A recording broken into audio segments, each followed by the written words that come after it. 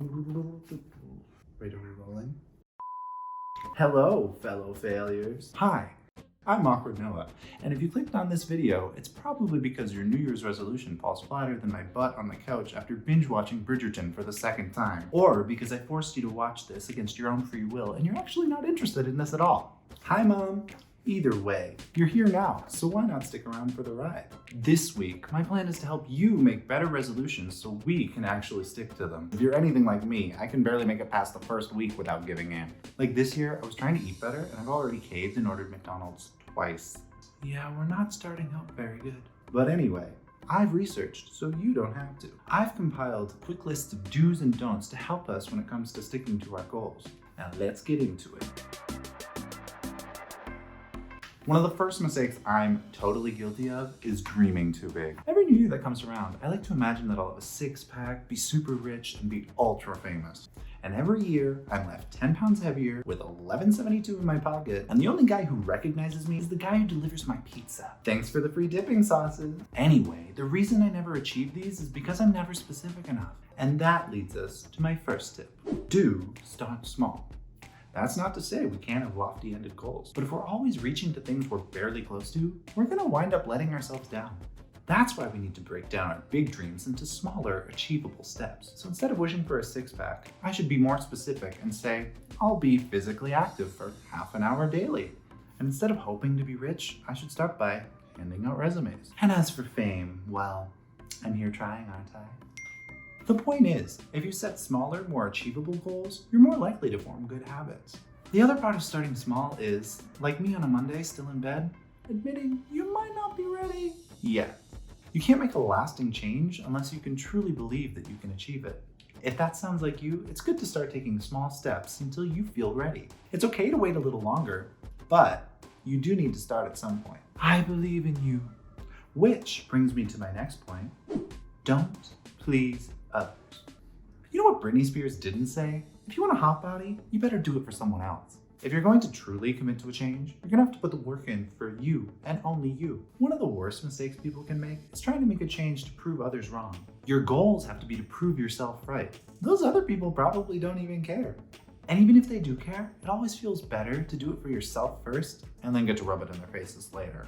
Of course, it's always good to have loved ones supporting us. Where would Josie and the Pussycats be if Valerie wasn't there to remind Josie who's a rock star? It's great to have friends you can count on to push you towards your goals. But who's gonna be there when they're not? That's right, you. I feel like that's my biggest downfall. I need to remember to be there for me. Hey, future Noah, remember, you're doing this for you. If fame and fortune come following, well. Another thing we must remember is do understand why. It's not enough to just want to change. We're never going to achieve anything if the pros for doing it don't outweigh the cons. Obviously, our destructive habits do bring us some pleasure, like McDonald's. I don't know how they make a slow death taste so good, but it's working. It's important to identify why we cling to these old habits in order to make the new habits more appealing. Like, why do you want to lose weight? Is it because society tells you to look a certain way? Because you can take that fat-phobic ideology out with the trash. What did I just say about doing things for yourself? You're beautiful already, babe. If you want to get fit because you've been feeling like a slug after not being able to do much this year, that's a better goal. Like, I want to walk up the stairs when the elevator's broken and not feel out of breath. Not because I don't love my body and wish it looked different. Make sure the reason you want to change is a healthy one. And then we can move on to making the change more enjoyable. Of course, if you want to eat better, but you don't make an effort to make things taste better, you're going to be sneaking into the Ben & Jerry's by the end of the week. Not that I'm judging, I've done it, we've all done it, but make sure to treat yourself responsibly. This goes for any resolution because it's going to be tough. If you love watching TV and want to get fit, try jogging on the spot while watching your favorite TV show. Get to the core of why you don't want to do something and make it fun so you want to do it all the time. Which brings us to our next tip. Don't forget goals. Sometimes, even when we try our best to make things entertaining, they still end up becoming a struggle in the end anyway. Like that new season of Sabrina. It's just sad. Like, I love the show, but it lost its way. It lost its way after the first season. It's good to take some time when the going gets tough to remind yourself of your core goals. It's also where you can dream big again and helps to motivate you to keep the small goals.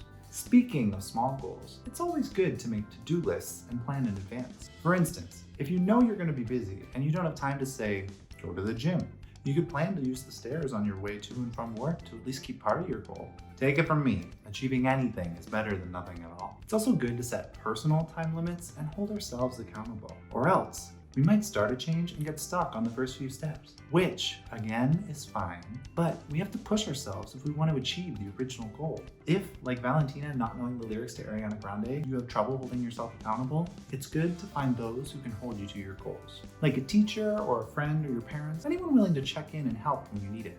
Now, I don't know about you, but I have major guilt when I let other people down. And that guilt drives me to finish so many things I otherwise wouldn't believe I could do. Just like when Carmen in Spy Kids 2 didn't think she could sing, and then went out there at the end of the movie and did the damn thing. Who, what, when, where, and what do I delight in? Okay, side note, if you haven't seen those movies, you better do that now. They're iconic, and Fluke definitely made me who I am today. Thank you. Anyway, my point is, if you have someone to report to, it might make it easier to stick to the tasks. It also makes it more fun if you can celebrate together.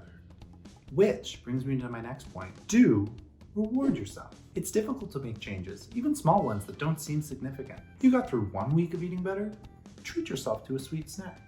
And maybe next week, make a healthier alternative to that sweet snack. It all comes back to understanding why you're doing this and realizing it's okay to reward good behavior. Like a dog learning new tricks, we all want that cookie in the end. And I, for one, love a good cookie. And just like Lady Gaga, it's okay to live for the applause if it drives you. Just be sure, at your core, you're still doing it for you. Celebrate daily, weekly, monthly. As long as you're celebrating, it'll help you look forward to the next objective.